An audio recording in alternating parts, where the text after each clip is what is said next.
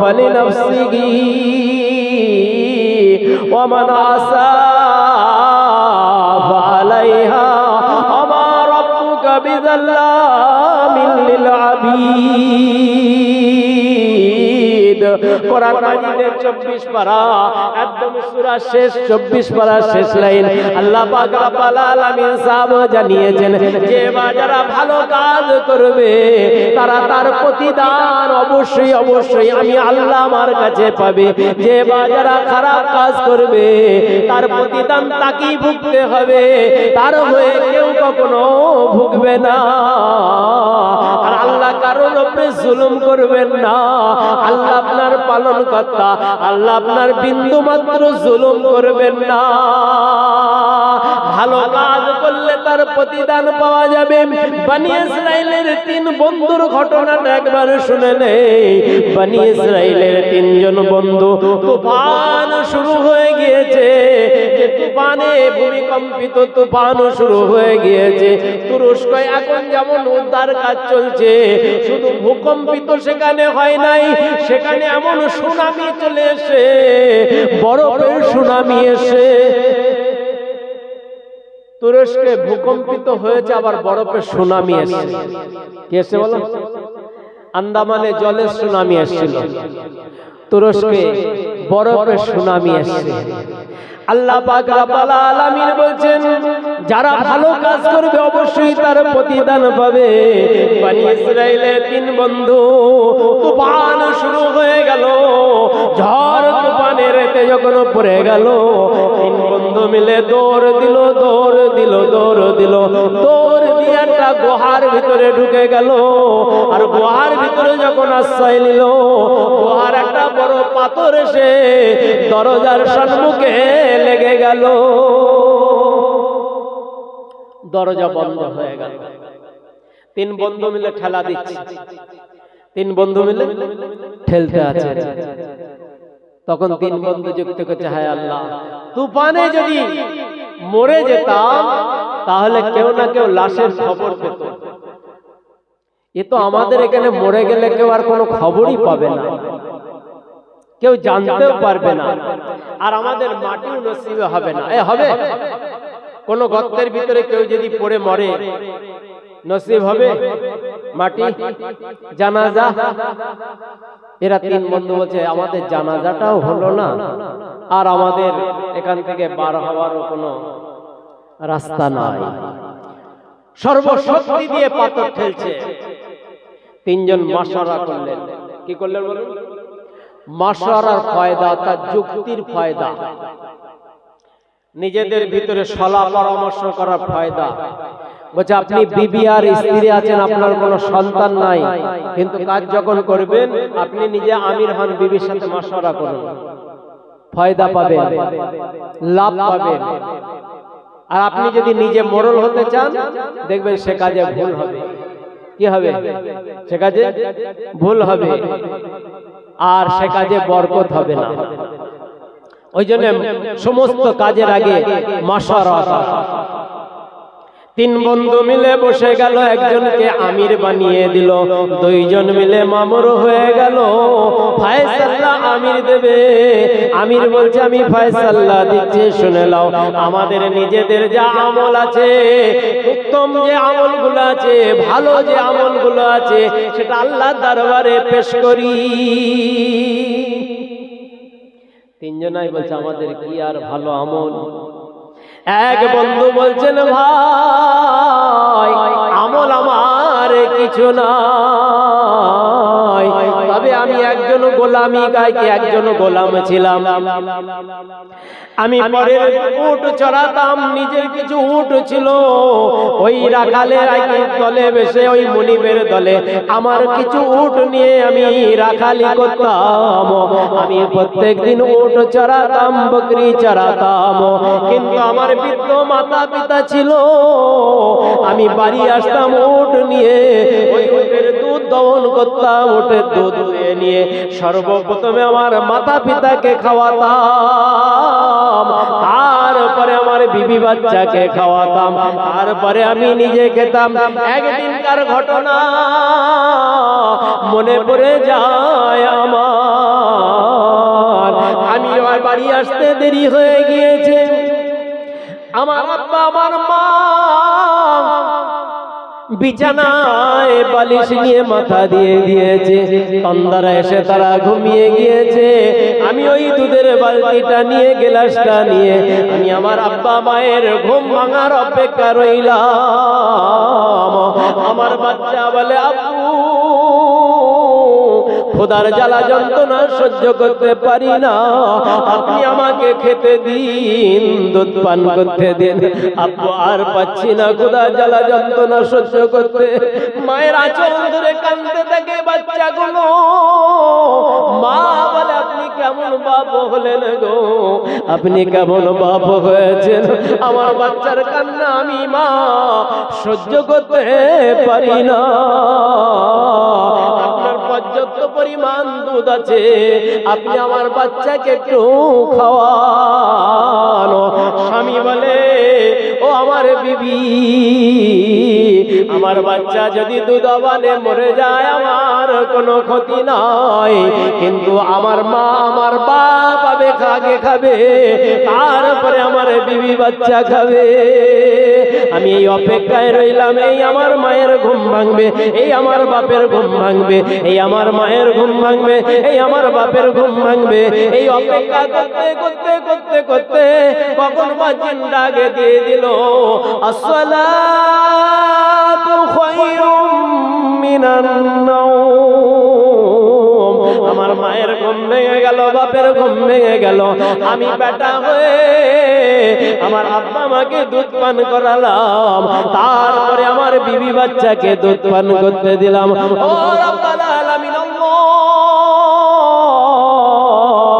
সেই দিনের আমল যদি আপনার দরবারে কবুল হয়ে থাকে, আল্লাহ আপনার গোহার পাথরটা একটুখানি সরিয়ে দিন। তিন বন্ধু মিলে ঠেলা দিল, বিসমিল্লাহির রহমানির রহিম বলে যখন ঠেলা দিল, একটুখানি পাথরটা সরে গেল। একবার বলা যাবে না? আর আপনার আমার শুধু তাহাজ্জুদ চলছে। কি চলছে বলো? তাহাজ্জুদ চলছে। এই মাসে একটা রাত আছে, ইমাম সাহেব জানে না। কে জানে না বলো? কারি সাহেব জানে না, মাওলানারা জানে না।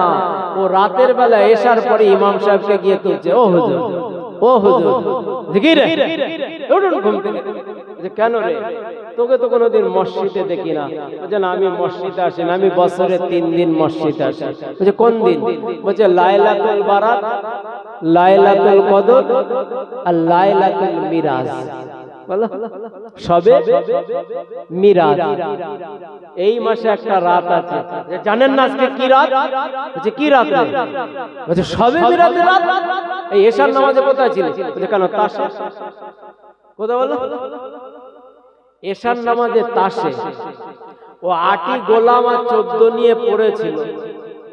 8টি গোলাম টেক্কা 14 নিয়ে পড়েছিল, 29 নিয়ে চলছিল।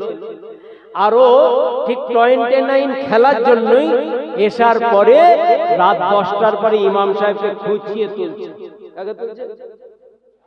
সারা আলম যদি জেগে থাকে আর সারা আলম জেগে থেকে যদি ইবাদত আরাধনা করে, তার ভিতরে যদি কোনো আলেম না থাকে, সারা রাত জেগে সারাটা জীবন জেগে ইবাদত আরাধনা করবে, আর এই আলেমটা যে ঘুমাবে, এই রাতের ঘুমটা এই আলমের জেগে ইবাদত করার থেকে এই আলেমের রাতের ঘুমটা অতি উত্তম। একবার বলা যাবে না? আর ওকে খচিয়ে বলছে উঠ। কেন রে? বলছে আজকে সবে মিরাজ, জানেন না? এই রাত্রিতে আল্লাহর নবী খোদার সাথে দিদার করেছে। কার সাথে বলো? খোদার সাথে দিদার করেছে। এই রাত্রিতে যদি ইবাদত করতে পারি তাহলে আমি জান্নাত। কি বলো? এই রাত্রে ইবাদত করতে পারলে কি কোথায় যাবে? কোথায় যাবে? ও সর্বপ্রথমে বেয়াদবি করলো আলেমের সাথে। কার সাথে? বলছে ওই ব্যক্তিটাকে যারো সন্তান বলে তুমি লকআপ দিতে পারো, যে ব্যক্তিটা আলেমের সাথে বেয়াদবি করে। কার সাথে? বলছে যারো সন্তান ছাড়া কেউ আলেমের সাথে বেয়াদবি করতে পারে না। হযরত ইমামে আজম আবু হানিফা রাহমাতুল্লাহ আলাইহি কিছু শাগিরদ নিয়ে বসে আছেন, আর কয়েকটা ছেলে ক্রিকেট বল, ক্যাম্বিস বল নিয়ে খেলাধুলা করছিল। কি করছিল? সেই বলটা ফসকে গিয়ে এখন হযরত ইমামে আজম রাহমাতুল্লাহ আলাইহি যেখানে বসে আছে সেই জায়গায় বলটা এসে পড়েছে। আর যত বাচ্চা আসে যেখানে দেখছে ইমামে আজম রাহমাতুল্লাহ আলাইহি, মাথা ঘুরিয়ে চলে যাচ্ছে। তো এই ছেলেদের ভিতরে একজন জিজ্ঞাসা করছে, পাটা গোছের, বুঝলেন? বলছে এই কি হয়েছে রে, বলার দিকে কি হলো? খলিফাতুল মুসলিমিন জনাব আব্দুল্লাহ নামে একজন সাহাবীকে বললেন, তোমাকে একজন নগরের চাকি পাহারাদার বানানো হলো, তুমি অমুক নগরের পাহারাদার বনে যাও। তোমাকে উলুবেরিয়ার পাহারাদার বানিয়ে দেওয়া হলো। ও কি করলো? উলুবেরিয়ার পাহারাদার হয়ে সারা রাত কোরআন মাজিদ তেলাওয়াত করলো, সারা রাত নফল নামাজে দাঁড়িয়ে গেল, সারা রাত জিকির করলো, ইবাদত করলো, আরাধনা করলো। ফজরের কিছু পূর্বে ঘুমিয়ে গেল। ফজরের কিছু পূর্বে ঘুমিয়ে গেল। ফজরের নামাজ কখন পার হয়ে গিয়েছে সেটা সে বুঝলো না। ফজরের নামাজে সালাম ফেরানোর পরে খলিফাতুল মুসলিমিন হযরতে ওমরে ফারুক রাদিয়াল্লাহু তাআলা আনহু জিজ্ঞাসা করে, বাবা আব্দুল্লাহ কোথায় গেল যাকে আমি নগরের পাহারাদার বানিয়েছিলাম? কেউ একজন বলল সে সারা রাত ইবাদত করেছে। খলিফাতুল মুসলিমিন ওমর ওই আব্দুল্লাহর বাড়িতে গেল। জননী মা তাড়াতাড়ি করে বেরিয়ে আসলো। বেরিয়ে আসার পরে বলছেন, মা ও জননী মা, আপনার বেটা আব্দুল্লাহ কোথায় আছে যাকে ফজরের জমাতে আমি শামিল পেলাম না, ফজরের জমাতে যাকে দেখতে পেলাম না? ও খলিফাতুল মুসলিমিন ওমর, কি বলবো আমার বেটা সম্পর্কে? সারা রাত জিকির করেছে, কোরআন তেলাওয়াত করেছে, নফল নামাজ আদায় করেছে। আমার বেটা ফজরের আজানের 10 মিনিট কি 15 মিনিট কি 20 মিনিট পূর্বে ঘুমিয়ে গিয়েছে। আমি মা জননী, আমার বেটা ঘুমিয়ে গিয়েছে বলে আমি তাকে ঘুমের থেকে তুলি নাই। হযরত ওমরে ফারুক রাদিয়াল্লাহু তাআলা আনহু বললেন, মা আপনি কি সর্বনাশ করেছেন? আপনার বেটাকে আপনি জাহান্নামী বানিয়েছেন। কি বানিয়েছেন? কি বানিয়েছেন? জাহান্নামী। মা বলে, হযরতে ওমর কি করে আমার বেটা জাহান্নামী হলো? সারা রাত কোরআন তেলাওয়াত করেছে, আর আল্লাহ বলেন মানজা বিল হাসানাতি ফালাহু আশরু সালিহা। আল্লাহ পাক রব্বুল আলামিন তার কোরআন মাজিদের ভিতরে জানিয়ে দিয়েছেন, কেউ যদি একটা অক্ষর পড়ে আলিফ 10টা নেকি পাবে, কেউ যদি 1 রাকাত পড়ে 10 রাকাতের নেকি পাবে, কেউ যদি একবার আল্লাহ বলে 10 বার আল্লাহ বলা সওয়াব পাবে। আমার বেটা সারা রাত জিকির করেছে, কোরআন তেলাওয়াত করেছে, নফল ইবাদত করেছে, এর কি কোনো মূল্য নাই?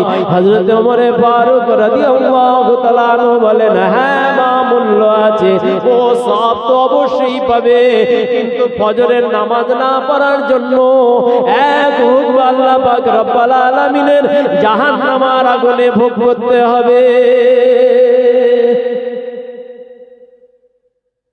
কি বলছেন? ও জননী মা, ও যদি সারা রাত ঘুমিয়ে থাকতো, নফল ইবাদত না করতো, কোরআন তেলাওয়াত না করতো, একবার আল্লাহকে ডাকলো না, কিন্তু যদি ফজরের নামাজ জামাতের সঙ্গে আদায় করতো, ওই ব্যক্তিটা আল্লাহর কাছে উত্তম হতো। বোঝাতে পারছি আপনাদের?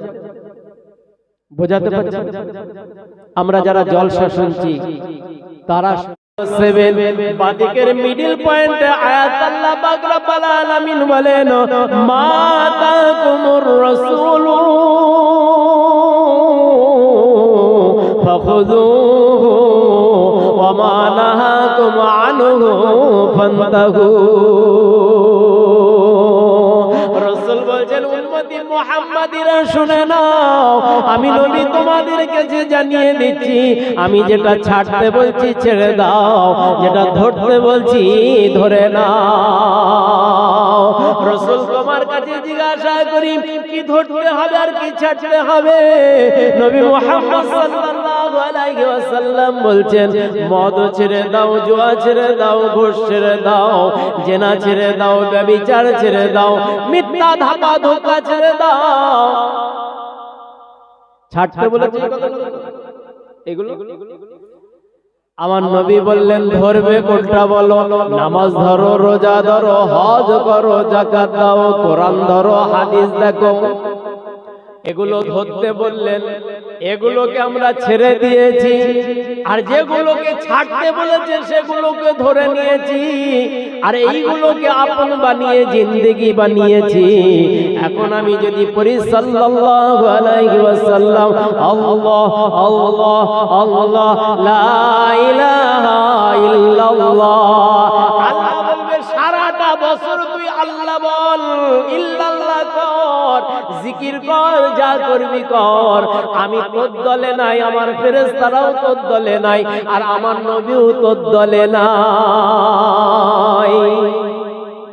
তাহলে এখন আমাদের আপন কি হয়েছে বলো?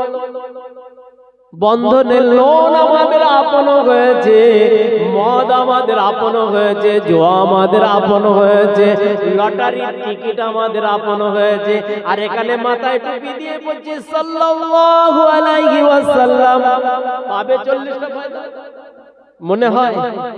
কি বলছেন? ওর পকেট সার্চ করে দেখো, এখনো লটারির টিকিট বার হবে। কি বার হবে বলো? ও লটারির টিকিট পকেটে রেখে বলছে, আল্লাহ তোমার কাছে এত দোয়া করি, কেন দোয়া কবুল হয় না? আল্লাহ আমার দোয়া কি তুমি একবারও কবুল করবে না? রবের কাছে দোয়া চাচ্ছে আর পকেটে রেখেছে লাখখানিক। 30 টাকার এক সেম কিনে ও মনে করছে আমি 45,000 টাকার মালিক। কয় হাজার টাকা? 45,000 টাকার মালিক। ও শুধু পকেট চাপড়াচ্ছে। কি চাপড়াচ্ছে? পকেট চাপড়াচ্ছে। কারণ যারা লটারির টিকিট কাটে দেখবেন তারা ফুলে পেপে ঢোল হয়ে থাকে। কি হয়ে থাকে? ফুলে পেপে ঢোল হয়ে থাকে। এখন রাতটা তো ঢোল, বুঝলেন? সকালবেলা যখন আনন্দবাজার বর্তমান নিয়ে হ্যাঁ যা ডাকবে, এই লটারির টিকিট এখন 1 কোটি বেঁধেছে। কয় কোটি? ও যদি শালুক করা মাদ্রাসায় 1 লাখ দেয়, তপনা মাদ্রাসায় যদি 1 লাখ দেয়, বিশাল দাতা, তাই তো? কি মনে হচ্ছে? বিশাল দাতা। হ্যাঁ, আরো মনে মনে করছে আমি বিশাল সব পাচ্ছি। সব পাচ্ছি তুই বাঁশ যাচ্ছে। আছেলা বাঁশ। কি ছেলা বাঁশ বলো? আছেলা বাঁশ। মাদ্রাসায় টাকা দিয়ে, লটারির টাকা দিয়ে ও যদি মনে করে আমি নেকি কামাচ্ছি, তাহলে ও আছেলা বাঁশ লিখছে। বাঁশ কেন ঝাড়ে থাকবে? আয় আমার আর বলবো না। তাই সোনার চাঁদ জ্ঞানী গুণী আল্লাহওয়ালা ভাইরা, চালাক হওয়া ভালো, চালাকি করা ভালো নয়। আল্লাহ আমাদের যে জন্য পাঠিয়েছেন সেই রাস্তায় যদি না চলি, শয়তানের রাস্তা যদি আপনি অনুসরণ করি, আপনি করতে পারেন, বাধা নাই, কিন্তু আপনার আখিরাত শেষ হবে। কি শেষ হবে বলো? আপনার আখিরাত শেষ হবে। আল্লাহ পাক রব্বুল আলামিন দুনিয়া জমিনেতে আপনাকে শ্রেষ্ঠত্ব দান করেছেন। কি দান করেছেন? আপনি মখলুকাতের ভিতরে সেরা মখলুকাত, আশরাফুল মখলুকাত। আপনি আমি মাটির মানুষ। এ বাবা সন্দেহ আছে? এই কথা সন্দেহ আছে?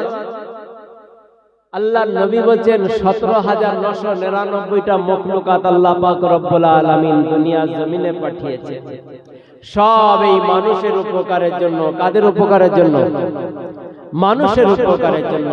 কোন মখলুকাত বলতে পারবে না যে আমার নিজের উপকারের জন্য। তুমি কার জন্য? না, মানুষের জন্য। আল্লাহ কম বেশি মতান্তরে মতভেদ 18,000 মখলুকাত আপনাকে আমাকে দিয়ে পূর্ণ করেছে। প্রশ্ন জাগে কি জাগে না?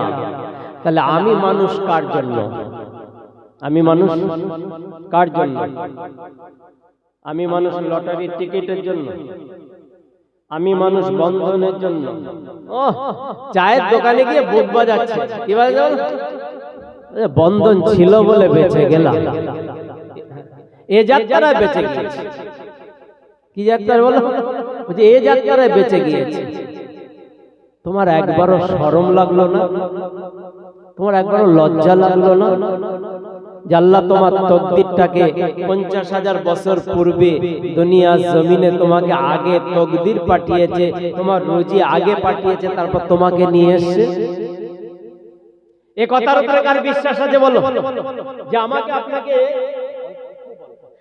আপনাকে যে 50,000 বছর পূর্বে আগে রুজি পাঠিয়েছে, তারপর আপনাকে আমাকে নিয়ে এসে, এ কথার প্রতি কারো বিশ্বাস আছে? বলছি এ আবার অবাক হয়ে যায়, মৌলভী সাহেব কি কথা বলে? আমি কামাই করছি, আমি রোজগার করছি, আমি পরে জন খাটছি, আমি পরে দোকানে আর কি কর্মচারী দিচ্ছি, আমি তো সবকিছু করছি, আমি তো ইনকাম করছি, তা আমার রুজিটা আসে কোথা থেকে? আগে আমি যদি না খাটি তা আসবে কোথা থেকে? শুনুন, ইয়ং ছেলেদের বলবো না, বাচ্চাদের বলবো না, যারা আমরা বিয়ে করেছি তারা শুনি। বিবি বাচ্চা আগে হয় না, স্তনে দুধ আগে আসে? 6 মাস পূর্বে বিবির স্তনে দুধ আসে। কি আসে বলো? খাবে কে? তার বাচ্চা। আল্লাহ রিজার্ভ করে আগে ফ্রিজের ভিতরে মজুদ রেখেছে। এমন একটা ফ্রিজ, না ঠান্ডা না গরম, না খারাপ হবে না দুর্গন্ধ হবে, কোনো কিছু নয়। আল্লাহ আগে দুধ দেয়, তারপরে বাচ্চাকে নিয়ে আসে। তা আপনাকে আমাকে এইটা কেন মনে হচ্ছে না যে আমি আশরাফুল মখলুকাতের সেরা মখলুকাত? আমার তকদিরে যতটুকু আছে আল্লাহ তো 50,000 বছর পূর্বে পাঠিয়ে দিয়েছে। তাহলে এর পরেও কেন আমি আপনি দুনিয়ার পিছনে ছুটে বেড়াবো, দুনিয়া দুনিয়া করে পাগল হব? দুনিয়া মূল্য শুনবেন, দুনিয়ার মূল্যটা আল্লাহ পাক রব্বুল আলামিনের কাছে মশার দানা সমতুল্য মূল্য নাই। মশার দানা, মশার পালক সমতুল্য মূল্য নাই আল্লাহর কাছে। আল্লাহ পাক রব্বুল আলামিন এই দুনিয়া বানিয়ে এই দুনিয়ার দিকে আর তাকায় নাই। কি করে নাই বলো? দুনিয়ার দিকে তাকায় নাই। এ মানুষ আমরা যারা এখানে বসে আছি, পায়খানা ফিরে সেটাকে সমীক্ষা লাগাই নাকি? পায়খানার দিকে তাকিয়ে যে আমার পায়খানাটা কত মূল্য? কোন মানুষ পায়খানার দিকে তাকায়? এ তাকায় কারণ ওটা নোংরা জিনিস। কি জিনিস?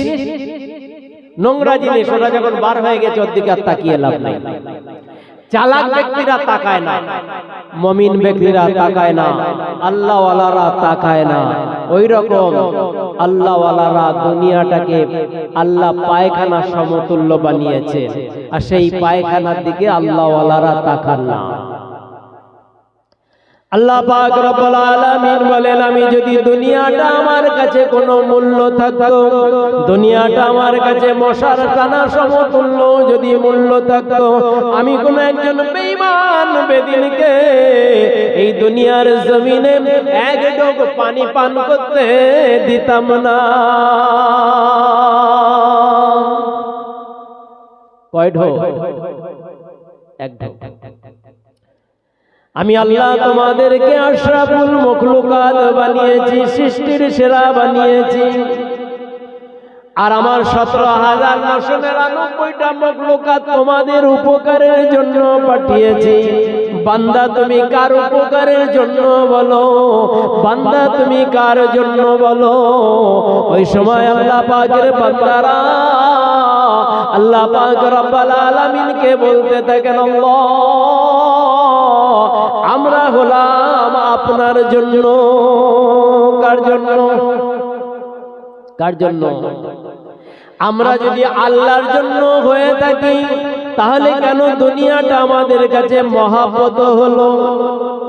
মদের শিশিরটা, মদের বোতলটা কেন আমাদের ব্যাগে আসলো?